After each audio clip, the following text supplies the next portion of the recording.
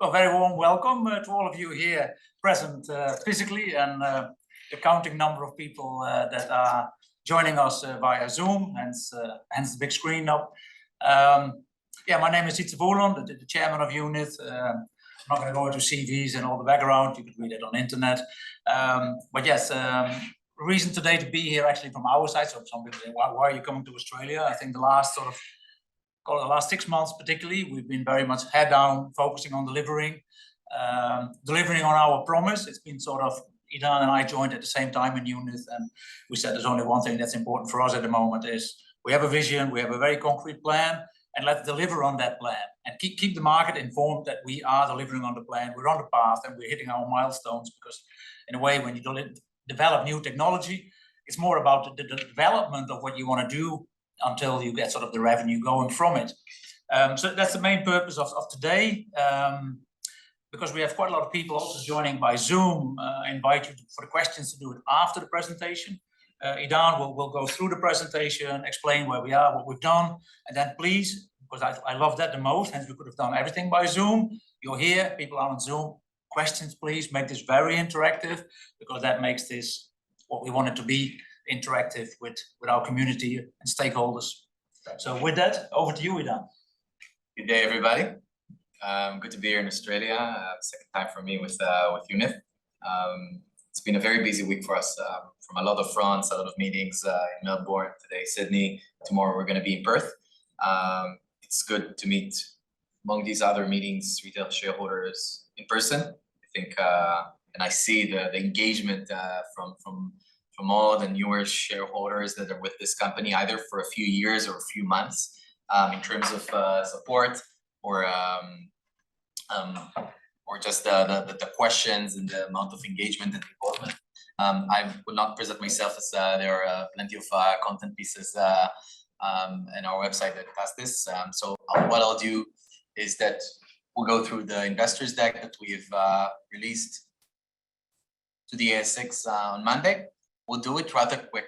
I'm not going to delay on any key parts, but I'm inviting everybody in the end of this relatively short presentation to ask questions. Really, we're here to answer, we're here to communicate, and we're here to be, I think we've done in the last 2 years since we've joined. Next month it's going to be 2 years. Be transparent, and delivery focused, which is what UNITH as a brand is.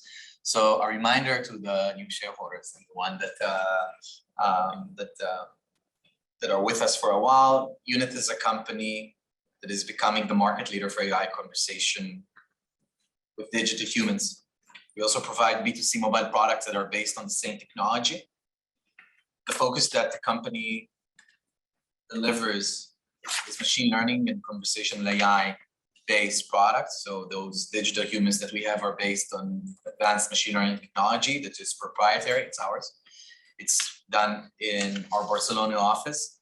We have almost 15 people there now, much more than double than what it was a year ago. Product people, engineers, developers. You could see the people later on in the people slide, but it's we put a focus on bringing very engaged engineers and product people to make sure that we get the best available product that we sell to our businesses. And we're 31 employees total. Just zoom out 40,000 feet, we meet milestones, and that's how we roll. It's very important for us to build credibility in the market and to show, especially being a public company in the ASX, which is not necessarily the natural place to be for a tech company from our sort. We show the market what is it we intend to do, and we try to over-deliver on it in terms of timelines and deliverables. We started building the core proprietary technology in September 2021 when we joined after a few investments in the space. I was brought into the team, Zitza was brought into the team, and together we've built a proprietary technology that allows us to synthesize digital humans on real time, on the most human-like technology that's out there now. We've received first approvals from our B2C division to start commercializing AI-based products versus old products from before, to increase our revenue streams, to change where revenue is coming from to something which is sustainable.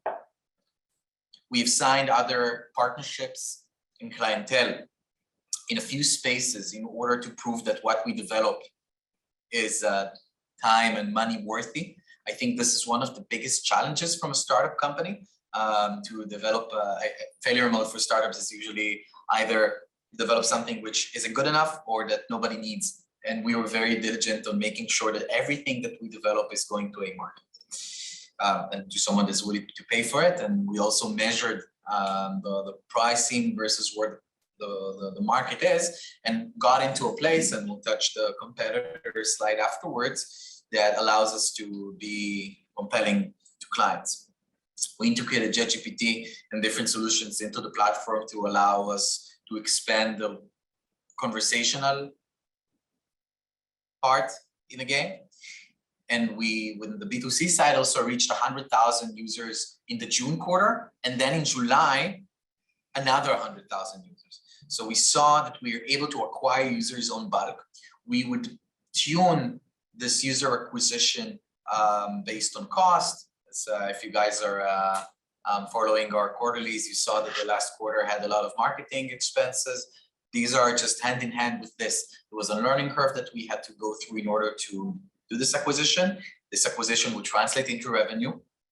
It takes, depends on the territory, 4 to 8 months to get the revenue that we invested in back. But we make sure that those channels are first profitable user acquisition, and second, that it's sustainable revenue that's not going to stop, or it's not going to stop in a way that is unexpected, which is something that the division has experienced in the past.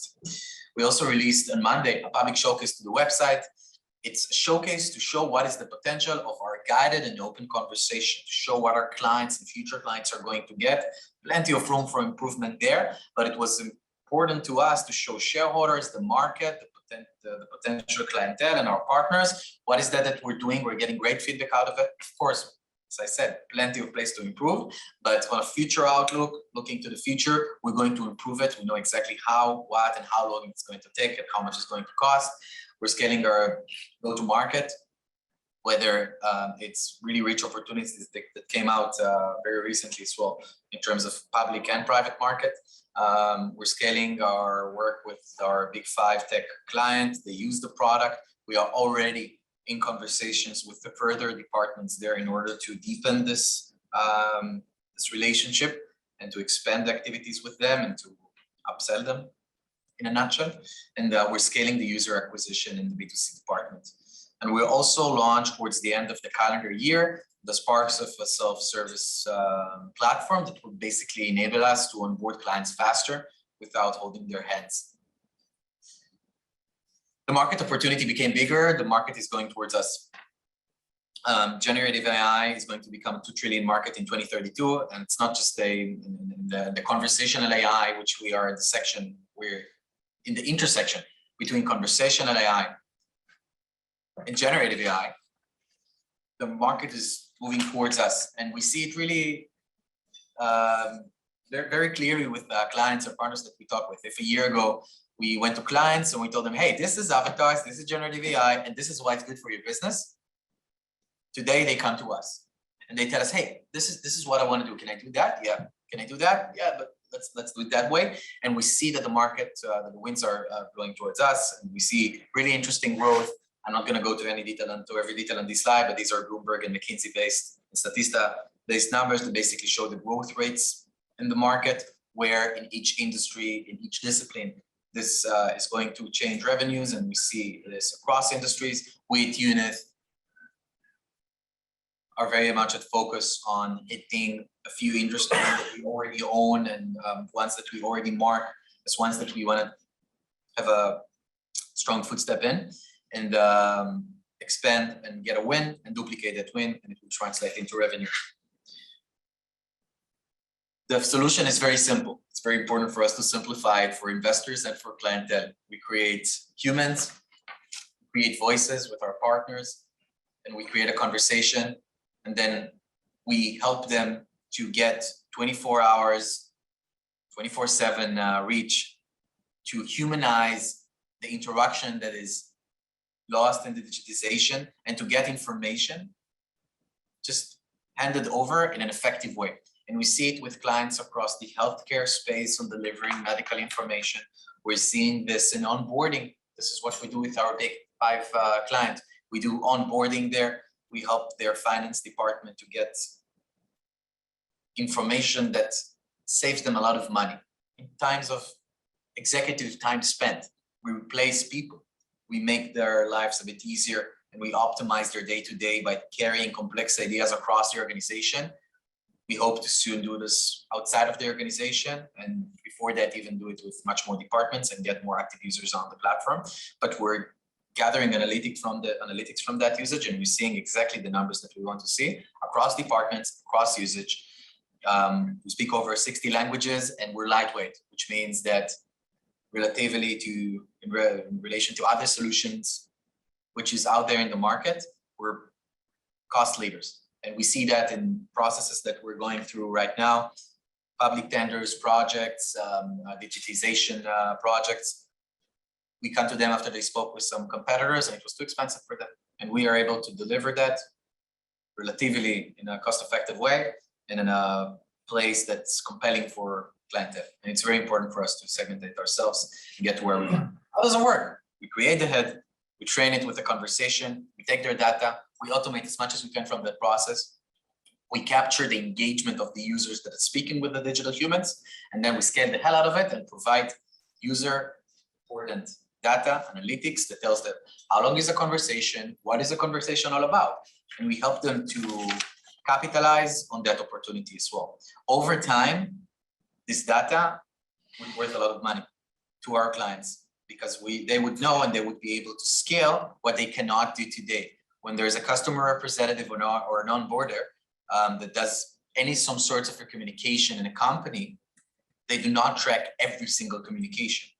We do in a very compliant way. Depends on the client. We can sometimes we have to keep the actual data stored on a local device, but as much as we can, as it's allowed in terms of data privacy, we gather in order to improve the experience, the software, one, and second, to improve the client's experience in terms of how do we optimize their organization, what do their clients care about, what do their employees care about.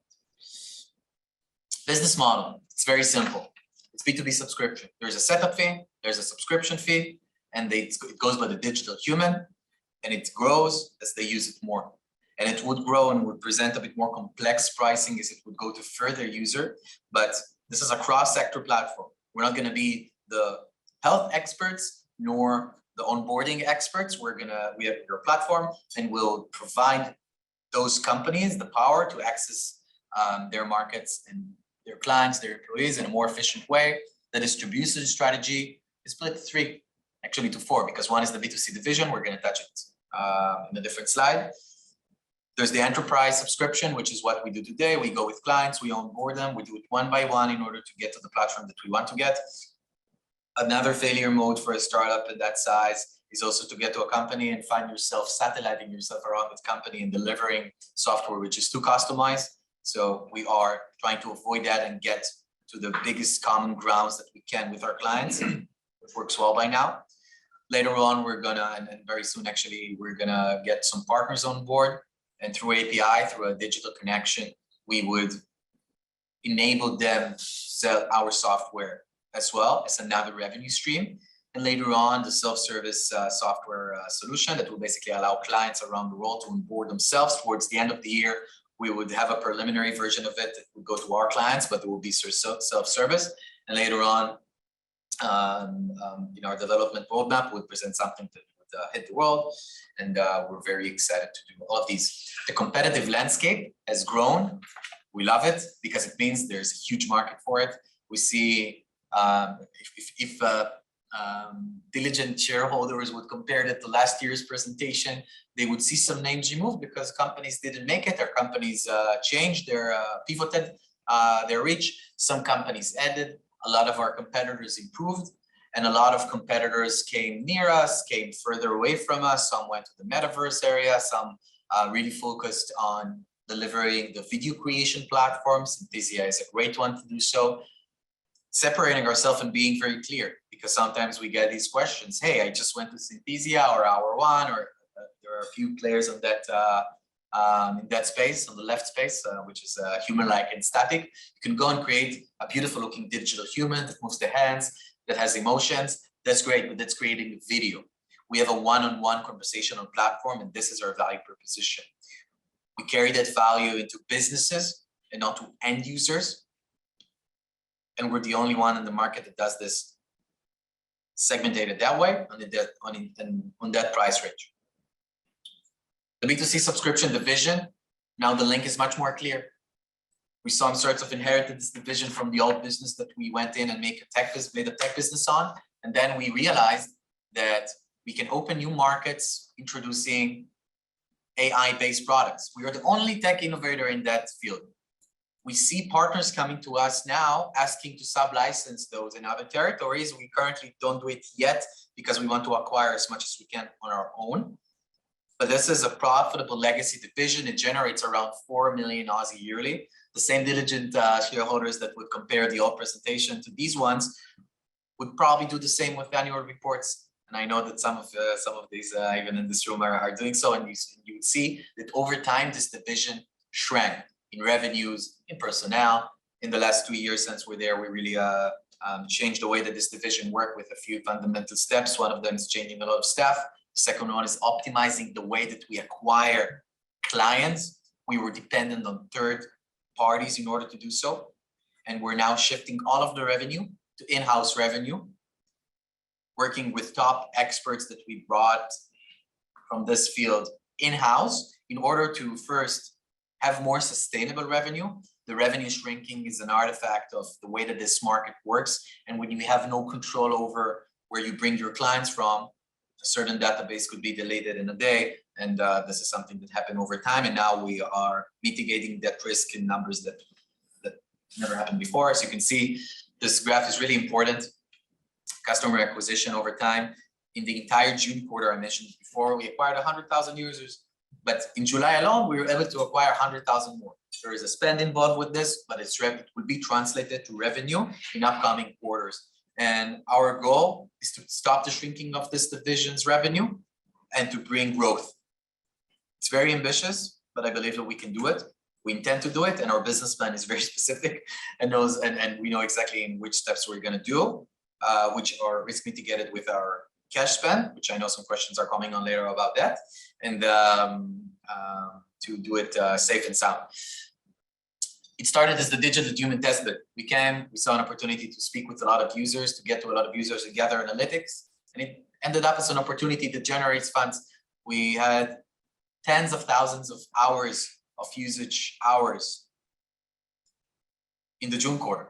And that's something that we see that's growing, and it allows us to attract more users and to open new markets. 36 countries now, over 300,000 users, 8 languages, and we're working on constantly on further partners, further languages, further products, and the latest GPT advancement will bring actually really cool products that people use. Delivery to plan, super important to us. We showed the roadmap in March, and since then we made sure to tick every box in that roadmap ahead of time, ahead of quality.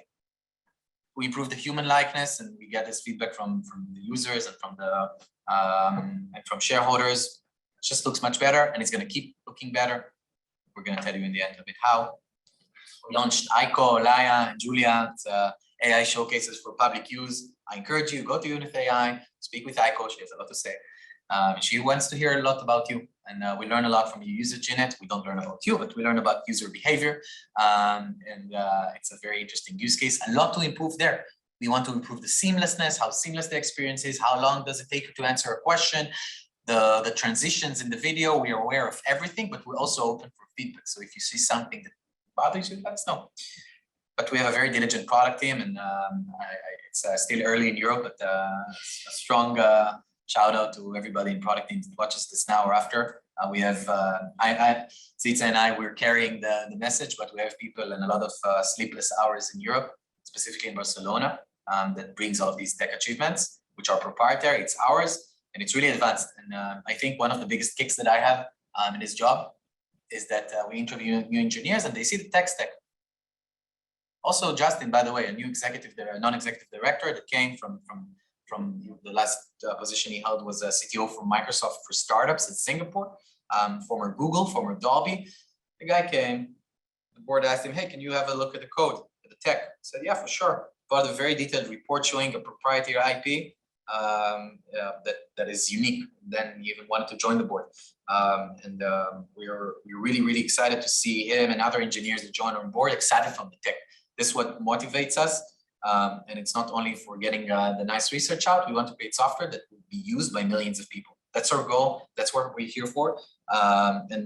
Once we deliver the business case and would keep developing the tech, improving it, showing things that are special that clients wants to use, we would show also more commercial achievements. And we got some interesting achievements in our sleeve that will be announced to the market soon to show how this would be used in the market, how much people are gonna pay for it.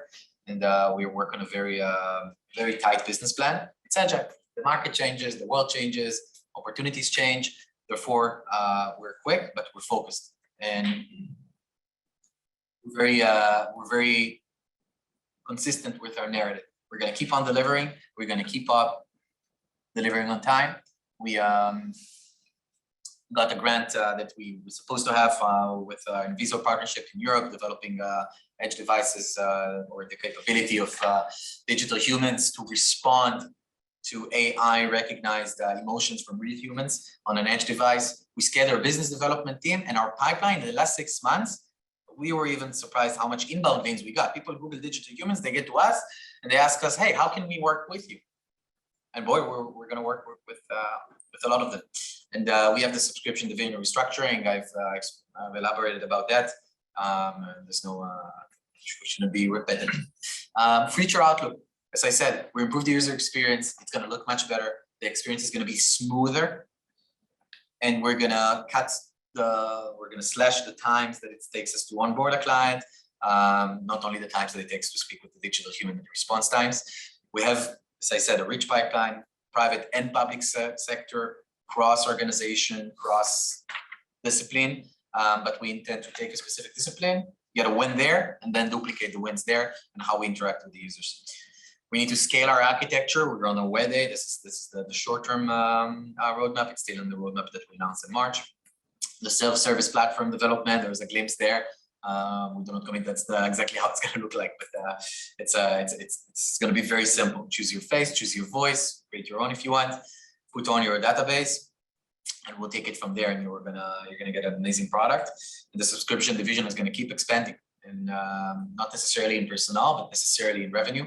And what was a legacy business now connects with our AI services and has a growth prospect, and we're very excited about it. It's all about the people. I mentioned it once, and beyond the people that you see here, we got a total of 31 employees from more than 15 nationalities in our offices in Amsterdam and Barcelona, and some of them are remote. And we care a lot about all of them. They are very smart people, whether in product, whether it's our PhDs in machine learning and video processing, whether it's the one that are going to join us. We have a very good team spirit, and we created a culture that is innovative, a culture that enables anybody to say their mind and enables anybody to bring ideas to the table. It's, I think, in the first interview with me that I say to all employees, guys, it's a flat hierarchy, which means it doesn't matter your rank, your age. I'm 29. It doesn't matter where you come from, as long as you have a good idea. We're going to discuss this. We're going to discuss this as a team, and we're going to be focused. But this is how great ideas are made, and this is how great products are made. So that was, I hope, the 20-minute framework. Enough time left for discussion. Oh yeah, 35 minutes, but I'm going to let Zitza conclude, and then we're going to open the table for discussions. I'm going to stop sharing. Yeah, and then to conclude it, I mean, who of you here, I can't ask the question to the people that are joining by Zoom, but did anybody of you already tried since Monday the avatars, the 3 examples that we have on the website? What was the generic idea? Because one of the reasons that we're here is to sort of, it may sound a bit boring, because somebody said, oh, but Idan will tell us the same story. And I say, that's great, because it means we're consistent. We're following the path. We're ticking the boxes. that should give us credibility, not the opposite. And yes, I like him to tell the same story, but with advancements in it. And I think what we released on Monday is definitely an advancement, because you can finally see something, which is what we internally have been seeing over the months. But now it's sort of a product that we are comfortable enough to put on the website. I think that's a big step for us. I think it's also a bit of a scary step almost, because it's really in the open and it's easy to criticize. But like Idan said, we welcome the criticism, because the criticism helps us. I think it's a nice product, but I think the focus has been head down, deliver on the product, and to get this out there. Idan mentioned the sort of the future. Yes, there's future models. There's a sort of a service model where we sort of sell our service, and somebody else serves our service as part of their service. In every industry, there's sort of a largest sort of supplier. If you're in the laboratory industry, it's the LIMS system, and they are the ones that are the most important spend for the company. But if they see the advantages of having us in their software, they become our reseller. And that's a very nice business model, because you basically just charge part of their license fees. So yeah, I think with opening the floor, and as many questions you have, be critical, positive, open to any question. We'll try to be very transparent. Yeah, we're gonna let Eric moderate the thing. We're gonna take one online. There will be questions as well. Yeah, there was. So anyone online, if you've got questions, please use the Q&A function on the bottom of your screen. Type the question in, and I'll put that to Idan and Sitsi. But I think we should start in the room here. If there's any questions, I think just raise your hand and you can take the question, Sitsi. You mentioned that you're working on the latency that you want. What I observed was that it is too fast. Like it should be a bit slow in a way where as soon as you ask a question, the voice starts talking to you, like, and then you say, do you have any other question? So instead of like it is a bit too proactive, I think it should scale it down so that it's like a normal conversation. If I'm talking to you, as soon as I stop, you don't start talking to me, right? Like Depends who you speak with. Yes. No, you're right. Yeah. Else is like that. Look, I agree. I think one of the challenges that we have is creating software that would fit all users, because we don't know that we sit with you in the room, or with someone who is 15, or with someone who is 70, or with someone who's 40. So we try and create software that has common grounds, that fits all users. It's the user experience. User experience is a complex field. I must agree. It answers really quick, and then it takes a bit of time until it loads the answer. And what we will do in the next sprints, software sprints, in which we run in 2 weeks intervals, and how we improve the software. We take a lot of analytics from how the conversations are looking like. We learn a lot from, for example, when a user starts, how long does they interact? What many users, and then we kind of speculate with the data that we have. Oh, a certain, and you could have various ways some profiles about users. Okay, this user group, they close the conversation after a few minutes. Why? And then we try and learn from it and optimize the overall experience. There is no magic solution for any of this, but the overall experience will improve over time. The response times will improve over time, and it's a combination of a lot of just small changes in how they affect the general usage and technology. Because as you noticed, we buy sometimes by saying, with Aiko says, let me think about it, because it takes certain time to basically generate the video. From, if there are any engineers in the audience here or in the online, we are generating videos less than their actual velocity, or sorry, time. So a minute video takes us less than a minute to create on real time. That's some serious video processing, and we improve these times. And what we also improve, which is in the back end, that's interesting and maybe not directly answering the question, but a fun fact, we are improving the server usage that this has. So even though being very effective, we want to lower the cost, because as we scale, we would need more of these servers. So we improve the how it works from the front and from the back. And I think part of what your question is sort of cultural, but that's the easy bit. So when we can see that somebody taps in from Finland, we know that it's more it's slower, it's more crisp, it's shorter, it's a different way of communicating. If you go to Italy, people talk and listen at the same time, they duplex. So that bit, I think Inan's team can fix quite well. But then there's personalities. Some personalities are very fast. So I've read some feedback on and people say, it's too slow for me. Because they're so impatient that they're already answering the next question, while the previous question is still being answered. So it's a bit, and I think that is really a future step where you can actually observe through the camera what person is in front of you and how does he react. But the data collection they do, of course, that makes us improve continuously, because we notice what people do because they shut down. They say, I don't like this, and you know, they don't like it, or people like it. So you get significantly more data that is not nothing to do with GDPR, generic data. Do people stick to the conversation, yes or no? And translate that to commercial, it means for a business, if you're an advertisement, does my message stick or not? If people don't like the message, they'll switch off instantly. They do it on telly as well, by the way. They'll just fast forward and they don't listen to the advertisement. But we can actually capture it. So you can give a lot of data to somebody and say, this advertisement, this message is not landing with the people. So because they're switching off after 5 seconds, you have to change your message so they stick. So I think that's quite impressive what you can do with data. Yeah, and we collected a lot. I'm just looking at the numbers. We collected a lot of users from all around the world since Monday, a lot of hours actually. And we'll learn from that, and the market will see further improvements. But before the market, will be very important, everybody in this room and online, it's the prospective clients, because we'll be the business case on top of this. And we'll show soon how this looks like. Got a question? Yes. As an engineer and part-time QA manager, I sent you an email a long time ago about this, about ring fencing knowledge within a company.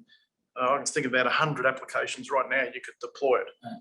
You've got a ring fence of knowledge within a company, let's say HSE manuals, QA manuals, and people, compliance is a big thing now in a lot of companies, ICT compliance, etc. People send emails left, right, and centre, goes in one ear, out the other. Yeah. And this sort of technology could easily be, I think, adapted very quickly. Is that something that you're looking at, say, on the Azure platform or AWS or anything like that, to expand for markets where companies could bring in a talking head and ring fence knowledge and conversational AI within the company? I need to know what the policy is on anything within a company, and there's the answer there. That's exactly what we do with our Big 5 client. We improve the way that knowledge is being transferred within this company. Further opportunities that we have in the future, as we mentioned, ASX announcement is a complex territory, not more than machine learning, and no less, sorry, than machine learning. And we have other opportunities in highly compliant territories, like public health or insurtech. Or insurance and the technology that brings this information to the end users. So we really, we're just there. This is where we are, and this is the lowest hanging fruit for this technology, because really we're really good at getting the user attention, while in places that he might lose it, finance, compliance, these kind of things. There's a big market in that area that I can see. Particularly what you say, HSQE. I mean, that's a perfect example, I think, because if you just think of like, it doesn't matter if you're an accountant, but if you're a certified fire inspector or something like that, you need to keep your knowledge base up. Well, you want to capture that data, and this works perfect because you get sort of an e-learning type thing. It fits seamlessly, because that means that anything you capture, because if you have to, let's say I like to use this on the fire inspector, but there's lots more out there. And then they need to keep the certificate, and they need to do 5 hours of training per year. And you, as the compliance manager, wants to know that this person has done his 5 hours of training. If you give him a book, you don't know if he read the book or yes, you can do a little quiz. This is interactive. That's right. You even know if he passes the test, yes or no, how much time did he spend on it? It's low-hanging fruit. What a low-hanging fruit. No, I seriously. I mean, if you talk to people and they see the showcase on the internet, say, "Oh, I can think of this." I got your reaction, and then you're using it in your sort of circle of your what you see, and I can use it here, can use it there, can use it there. But it's more like picking the right ones, or picking the ones that have sort of the highest bang for the buck. Even in a training department in a company where they could deploy that talking head to do instead of sending off a PowerPoint slide, there's the talking head embedded in your SharePoint page or whatever it is. So the showcase that Idan refers to is more replacing, and I think important to mention, you read a lot of negativity around AI, or it's taking jobs away from a human. I think we come from the other angle. The human is simply not there, and it fills a gap, or you need a very high educated person, an expert, to train the others. But while the expert is being trained, he can't be making money for the company. So you want to duplicate him. Or a giant video set to set up a training thing that often people are paying for. Yeah. And to the same first question, because it all connects. Some people are very good at reading, and some people are a lot easier to listen. And I think about sort of the skilled labor usually doesn't like to read a lot. No. They don't have a problem listening to a video of 5 minutes. No time. They have the same content because they're attracted by it, and it's sort of more engaging. So it's the same sort of also this where you come in human psychology. Thank you. Idan, you mentioned that the big five customer of ours is looking at upselling. Can you give us an idea of potential income we could earn from that? No. Why not? Sorry. Is it significant? Yeah, no, so first I'm being very straight because the question came before the discussion, and we are very careful with disclosing numbers from two reasons. One, from a compliance perspective, which I scanned, there are a lot of restrictions that puts constraints on us being a public company. It's a constraint operating like this. We would obviously want to update shareholders and numbers and potential that we could do if we were private. We're just not able to do so. And the other sense, or the other hand, is bargaining power. When we negotiate contracts, the price varies by the solution at this stage still. There is a guideline, there is a very consistent map, but when we want to sell to a big organization, the usage could go huge. So what I could say is that numbers that we discuss and the size of beyond the numbers, the size of the solution that we are able to offer is very big and could be cross-organizational.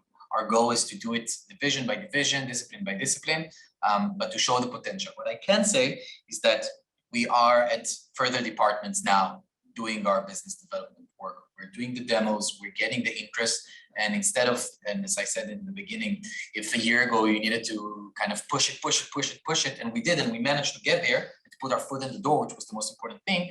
Now we're at a stage that they come to us and say, hey, I heard from this department about this thing that you do. Could you do soft skills? Could you do financial analysis? Can you do some other activities that with your technology? And the answer is usually yes, just because of the flexibility and how breathing the platform is. And yeah, so we are on the path that we planned to be. With that said, and as said many times before, this is an important client and a huge opportunity, but definitely not the only one. And we have other, not necessarily verticals, but clients that we speak with at the moment, because this is a failure mode for a startup, for any company that is small and wants to penetrate the market or to get a strong client base. You want to do it carefully, and you don't want to satellite yourself around one client. So everything that we develop that they could use, we are very strict in not making it such a custom solution that no one else could use. Of course, their data is their data.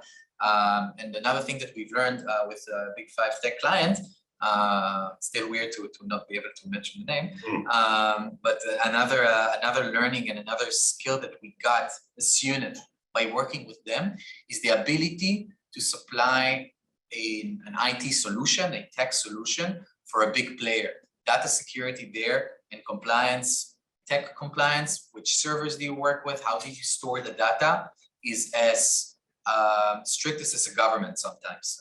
Coming from a governmental project in my earlier history, the data security there sometimes is equivalent or even better than some of the governmental requirements. So it puts us in a place that we are able to fulfill public tenders in various fields.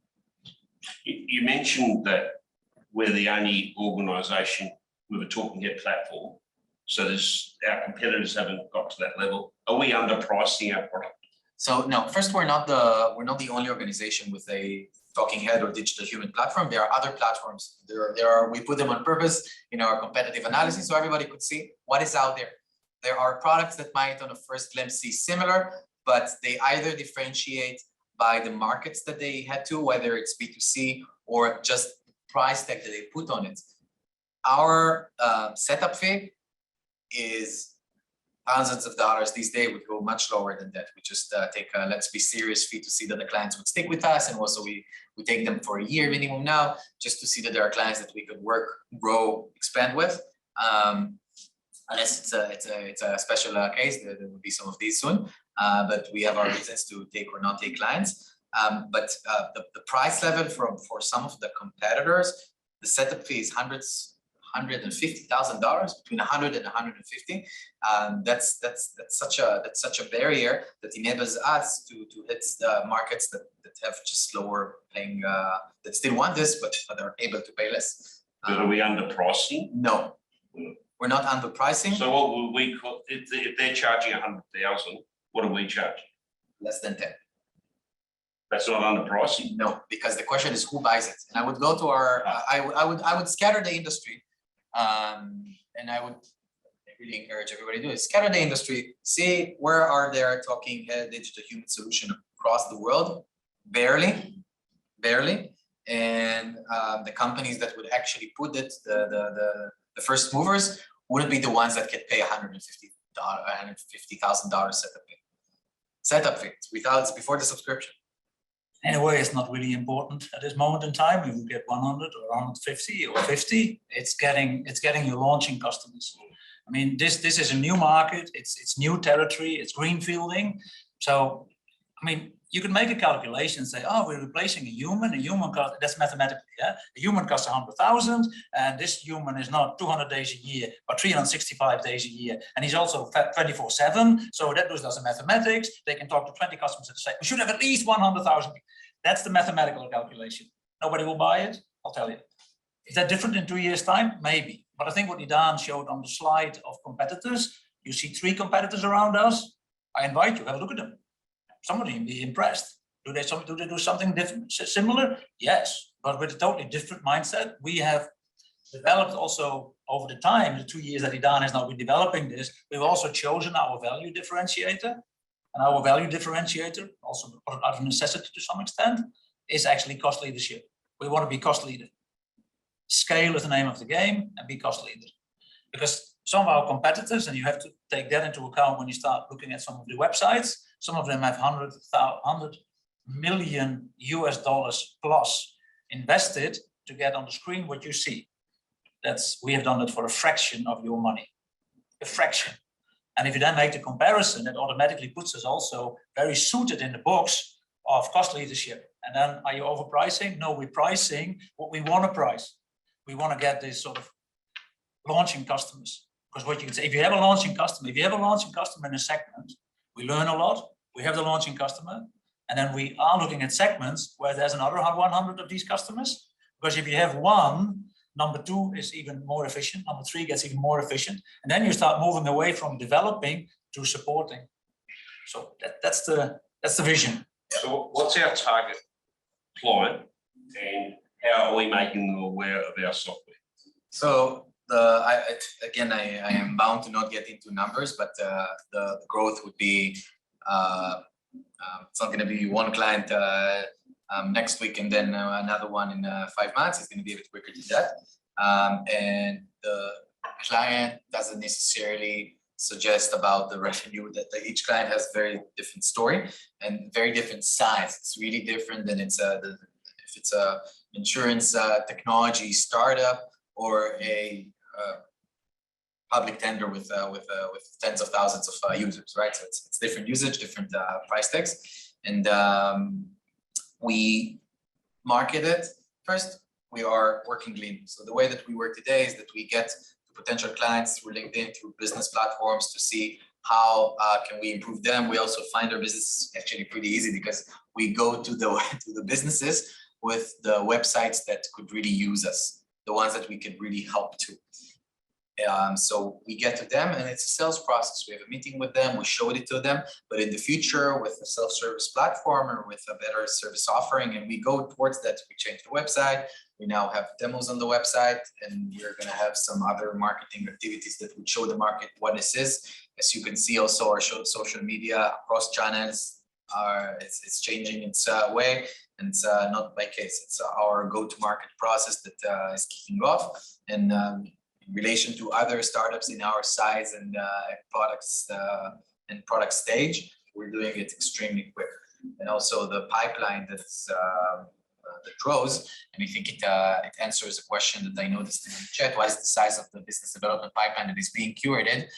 So I can't touch the numbers directly, but it grows exponentially. The numbers there are very, very big. Again, we cannot always fulfill the entire pipeline. It's any sales pipeline, definitely in software. It's a numbers game. You need to have a lot in order to win some, but we have the field experts with us that are doing it. And if a year ago I was the only one doing the sale, this is not the case anymore. But from the other hand, it's a small team, and we would remain a small company.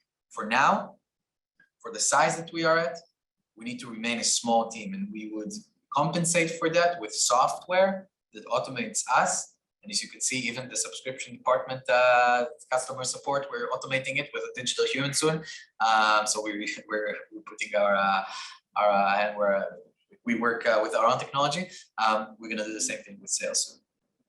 And I think it's fair to say it's a bit, because you're greenfielding, you cannot really be too picky either. It's learning by doing as well, because I mean, with path trees to grace, you also sometimes have to go there, and sort of it is a bit opportunistic at the same time. I think it's very fair to say we know a couple of deeper sectors which are perfect. The reason why I'm on this board is because I come from a sector where I saw the need for the solution, and hence I joined this board. And in that sector, which is healthcare, I can still see a huge application. But I've always been very active in the sector you're from, and sort of certification, inspection, HSQE. I see a huge opportunity there. So once you get sort of traction and a few launching customers, that of course we have to be agile because it's new. So we're not sticking to one thing and then closing our eyes for everything else, and not taking one, as Idan said, not one big customer and throw all our resources at one big customer. It's very risky. We don't want to do that. So we keep sort of an open vision, and sometimes you walk a direction and you stop. You're good, man. No, it's waiting a bit, but it's You're good, man. You'll Maybe get some people from the screen as well. yeah. It's actually very good to finally hear that we're hitting all the milestones, your excitement around where the technology is going, but more importantly, the validation by the incoming director.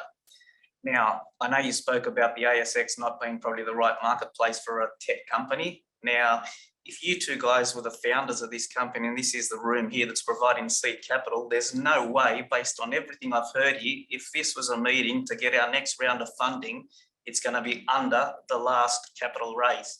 Unfortunately, in the past, we've had, 5 cents, 333. The share price is certainly not going in the same direction as all your excitement and probably where the technology is going. What are you, or what can you do to ensure that next round of funding is most likely going to come from the exercise of the options, at least at 6 cents, to finally say to the marketplace, we are going up, and not have the marketplace turn around and tell me something different to what I've just heard? Thanks for the question. I'm going to answer it shortly, and I'm going to let Zitza answer as well. You're touching maybe one of the most sensitive points are that they are. We're a public company with history. That history attracts all sorts of investors, traders into the stock, and you can see the volatility that sometimes has no connection between the actual milestones that you're hitting, our commercial performance, or basically anything that we're doing, and you see volatility that is not rational. But the stock exchange is not always rational, and we are doing a lot of work in order to attract stickier investors, as we say it sometimes, that would come. This is a part of our journey here as well. These are not the only meetings that we're taking. We did not come all the way to Australia just for those 3 meetings. Our schedule is full back-to-back in all of our days here. And we are first seeing further interest in the company, in the share. from bigger parties that are not necessarily retail shareholders. But we can do this, and we could keep on delivering, and we could be consistent, because as we create a strong business case, share price in the end would follow. This vicious cycle of trading stock or whatever names that I can see running on the internet calling this, in the end, with the right delivery and with the right kind of company that we are becoming to be, which is credibility and milestones, right? Or credibility done by milestones, then it would just be there. There are a lot of funding solutions that are available out there, but we are, especially within a discussion with the board that has experience from all sorts of fields and a lot of experience in the ASX, we're trying to find the best ways for this. But this is indeed a strong thing and a strong item, a very important one, because the last thing that we want to do is to dilute the company in a way that's hurting shareholders that came in at a certain price. We are small shareholders, so we have an upside as well, and we really want to make sure that when there is a funding opportunity, it would be the richest one for everybody to bring further growth. Zitza, do you wanna? No, I mean, I think you said it all. I mean, it's sometimes difficult because my background is not in small cap, and you look at it and you get sometimes frustrated because there's a lot of trading going on. And I said it, this more personal comment. I think they don't care. It's 3 cents, 4 cents, or 5 cents. As long as there's volatility, they can trade and make money. And and of course that doesn't match with my personal involvement because I'm in it for the long run. I want to make this a success, and that needs sort of different capital. And yes, we do have capital requirements. And if tomorrow or the day after, more and more interest from the market is driven towards us, and they want our solution, we have to scale up. But that's an easier scale up because that's connected to revenue. So it's sort of this balancing act of what is the value of your share. I think the team with Idan have done a tremendous job of developing a solution. And again, have a look at the website of our competitors that have invested $100 million US compared to what we have on our balance sheet and what we've invested in the product we have. We should be very competitive out there with the money you gave us. So turning this into value should not be difficult. And I say that with passion, but it doesn't reflect in the share price. Sometimes you think, why is the share price going from 3? It's also generics. I mean, and I talked about it, so all the shares are going down and you just following the same routine. If you do a peer group thing, if it exists, all the tax are a bit down, and lots of people just look at the trading indices. But yeah, I think it's where we are definitely at a totally different space now than 12 months ago. Absolutely, because we far more. We have something to show. The customer's interest is there, and you'll see announcements in the very near future about good deals that are coming up that showcase our product. I think maybe just one point to add, sorry, just given I work with a lot of micro and small cap companies, the market has been challenging for companies that are burning cash and just developing a technology. And I think now we're at a point where there's contracts coming in.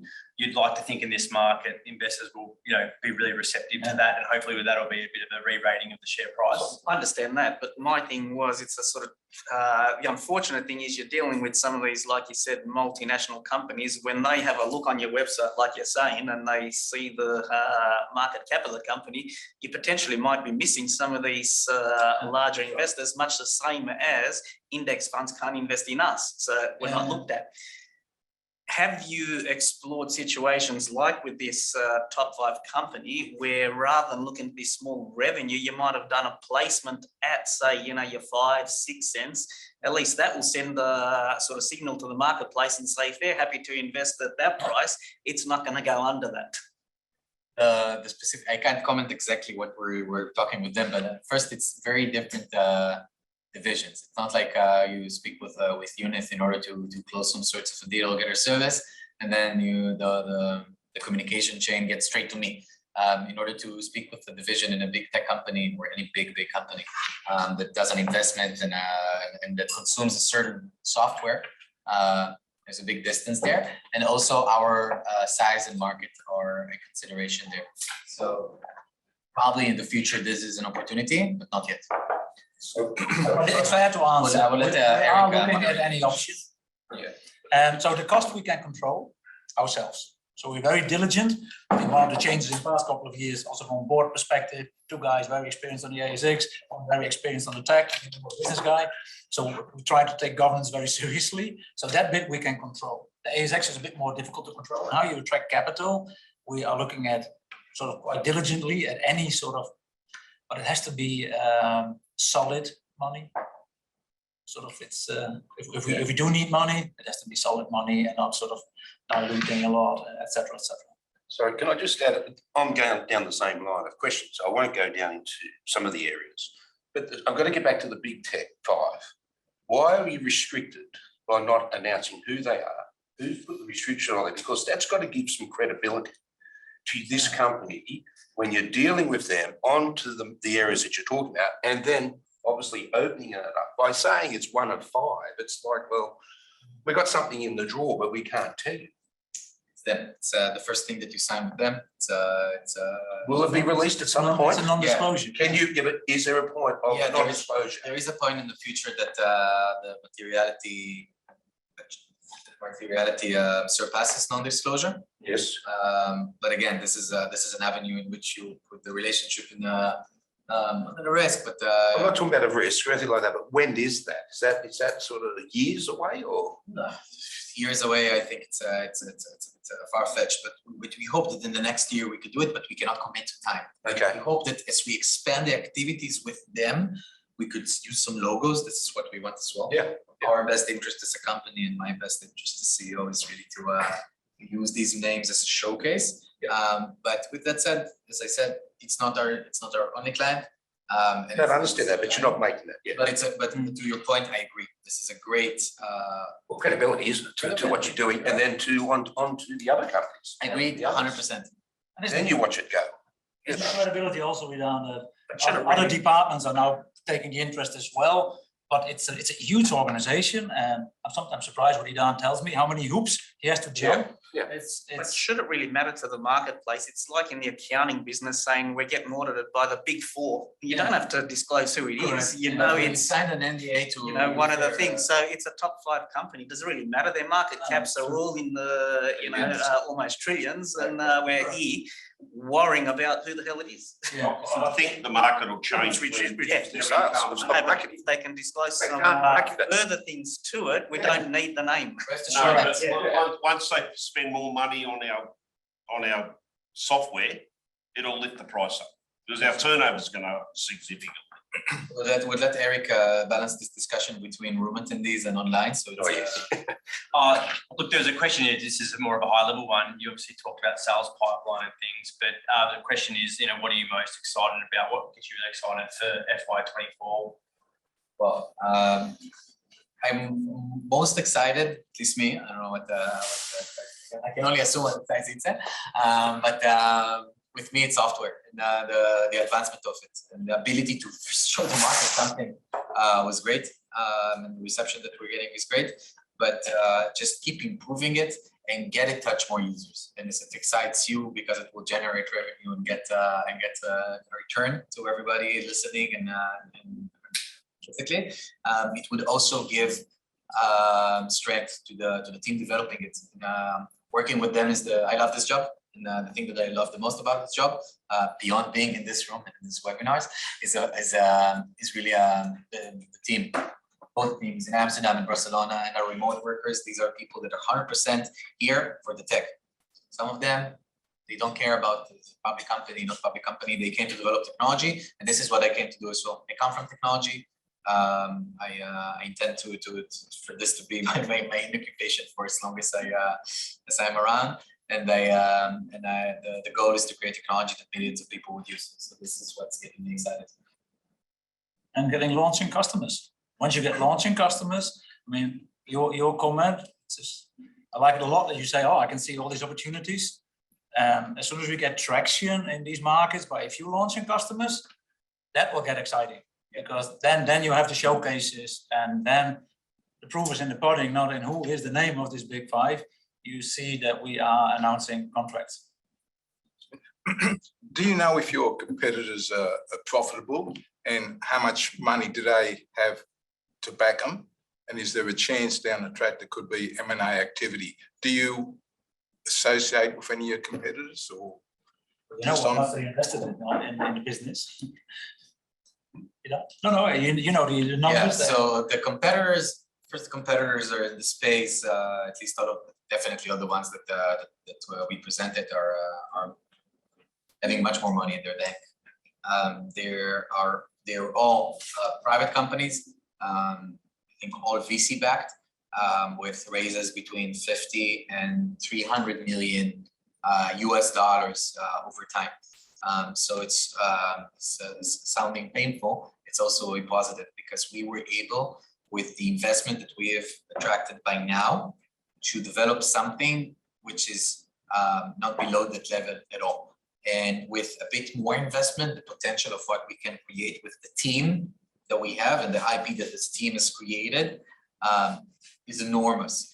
Will we be an M&A potential, or is an M&A potential on the other end? In the future, probably yes. The catalysts for M&A in the field is usually either you want to acquire a user base or the technology. I think from the technology perspective, we are attractive enough. From a user base perspective, not yet. But in today's market, I think that M&A in that space in general would take a bit more time. I don't think that we would see, or it's my best estimate, as I'm compliantly meant to say. I think that it would take a bit more time until we see serious M&A in that field. But I could not say that we won't look at catalysts for expansion also for us in terms of M&A is an opportunity. I would always prefer to increase the team organically and not bring new tech in and inject it in, but sometimes it's an opportunity, and it's not a thing that we ignore. So the answer for you is generally yes, not yet. But if a competitor, But sees, if you got the I was technology, gonna say, if your technology is better and they got the money, I was gonna say, as soon as a investor colleague in the market values what we do significantly more than the customers, it's all about enterprise value. Yeah. So- And it's not a crazy thought to say that in the future, if we see opportunities for an acquisition from our side in terms of compelling technology, we'll go for it. You can also see some names from our competitors in the webinar. So hey, yeah. They're trying to catch up. They're trying to catch up. I've got a quick question regarding the growth of this subscription. So you said there's an extra 100,000.